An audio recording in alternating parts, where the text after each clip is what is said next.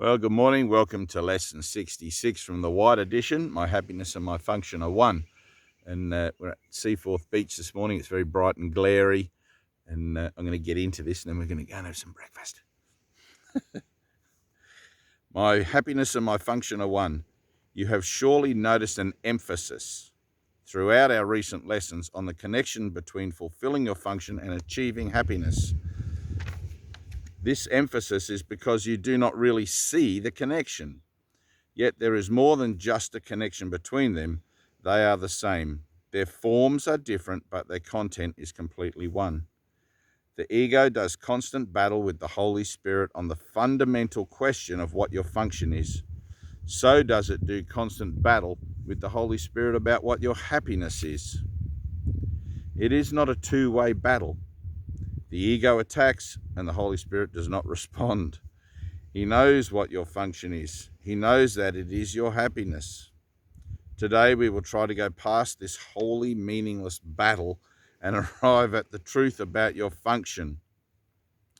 We will not engage in ceaseless arguments about what it is. We will not become hopelessly involved in defining happiness. We will not become hopelessly involved in defining happiness and determining the means for achieving it. We will not indulge the ego by listening to its attacks on truth. We will merely be glad that we can find out what truth is. Our longer practice period today has as its purpose your acceptance of the fact that not only is there a very real connection between the function God gave you and your happiness, but that they are actually identical. God gives you only happiness, therefore the function He gave you must be happiness, even if it appears to be different. Today's exercises are an attempt to go beyond these differences in appearance and recognize a common content where it exists in truth. It's like we said in the last lesson, the ego doesn't look for content, it only just looks at the form. And the abiding principle of this entire sort of determination is don't judge the form, apply the principle.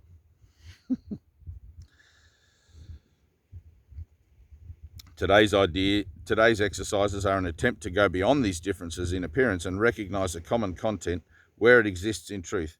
Begin the 10 to 15 minute practice period by reviewing these thoughts. God gives me only happiness. He has given my function to me, therefore my function must be happiness. Try to see the logic in this sequence, even if you do not accept the conclusion. Doesn't matter, you don't even have to accept the conclusion. Just try to see the logic in the sequence. And I love the idea of using logic. I've always been a big fan of Spock, you know. I have a lot of science fiction. I guess it's part of my association, but I have a lot of these science fiction references for being able to deal with whatever it is that's going on in my own mind. And one of those things was, is it reasonable and is it logical? You know, so try to see the logic in this sequence. If you do not accept the even if you do not accept the conclusion, it is only if the first two thoughts are wrong that the conclusion could be false. Let us then think about the premises for a while as we are practicing. The first premise is that God gives you only happiness. This could be false, of course, but in order to be false, it is necessary to define God as something He is not. Love cannot give evil, and what is not happiness is evil. God cannot give what He does not have, and He cannot have what He is not. Unless God gives you only happiness, He must be evil, and it is this definition of Him which you are believing if you do not accept the first premise. You don't even have to believe it. Right? The second premise is that God has given you your function. We have seen that there are only two parts of your mind. One is ruled by the ego and is made up of illusions. The other is the home of the Holy Spirit where truth abides. There are no other guides but these to choose between. And no other outcomes possible as a result of your choice, but the fear which the ego always engenders and the love which the Holy Spirit always offers to replace it. Thus it must be that your function is established by God through his voice, or is made up by the ego which you have made to replace him, which is true. Unless God gave your function to you, it must be the gift of the ego. Does the ego really have gifts to give, being an illusion itself and offering only the illusion of gifts? Think about this during the longer practice period today. Think also about the many forms which the illusion of your function has taken in your mind, many, and the many ways in which you try to find salvation under the ego's guidance. Did you find it? Were you happy? Did they bring you peace? We need great honesty today. Remember the outcomes fairly, and consider also whether it was ever reasonable and logical, whether it was ever reasonable to expect happiness from anything the ego has ever proposed. Yet the ego is the only alternative to the Holy Spirit's voice.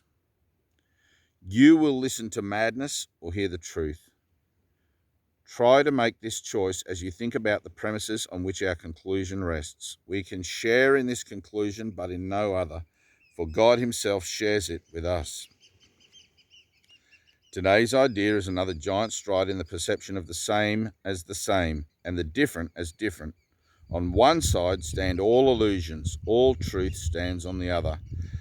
Let us try today to realize that only the truth is true. And remember, I think it was lesson 62, where everything the body's eyes see, illusion, makes it kind of simple. Everything, not just the things we think we don't like. Today's idea is another giant stride in the perception of the same as the same and the different as different. On one side stand all illusions, all truth stands on the other. Let us try today to realize that only truth is true. In the shorter practice periods, which would be most helpful today if undertaken twice an hour, this form of the application is suggested. My happiness and my function are one because God has given me both. It will not take more than a minute and probably less to repeat these words slowly and think about them a little as you say them. And that's lesson 66. So 67 tomorrow. Remember, not doing more than one lesson a day, but if you wanted to, you can sit on that one lesson for more than one day. Okay, so let me just put my glasses or put other glasses on here. Hey, buddy. Pedro the dog. He loves coming down here. It's a little glary. Body's eyes can't withstand the light. Oh my goodness, salvation has come. All right, well, that's about it.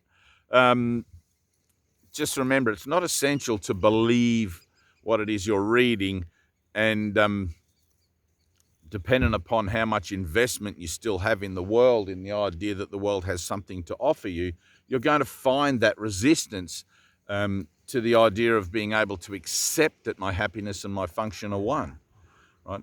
This is a journey into fear, and it's designed to bring up all my resistance to the truth so that it can be healed through the miraculous nature of divine intercession in my own mind, bringing about revelations, direct union with God, and the signification, I guess, in my own personal reference that salvation has come, and that we are in this transition from the temporal association to the non-temporal realms, going onward in the journey of the soul from this pitiful excuse for a home for God's Son, this horrible planet.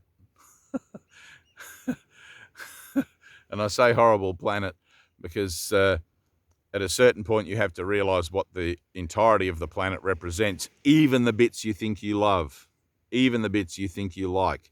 And that's where a lot of minds will come to this kind of stumbling point about making heaven on earth and all of these sorts of things. No, it's like in the text, Jesus says the only thing to do in a desert is to leave, right? This world is that desert. And I know I'm sitting by the ocean, ironically, and all of that, but metaphorically and actually, it is a desert. All right, it's like a prison for God's Son that I think I made in error. And luckily, my errors have already been corrected, and I'm learning to fall into alignment with that as I let my defenses fall away and allow God's will to intercede wherever it is that a choice to be made in this world occurs to me, where I think I don't perceive my own best interests, or where I think I might perceive my own best interests. Okay, well, that's it. We'll do another lesson tomorrow, and we'll see you then. God bless.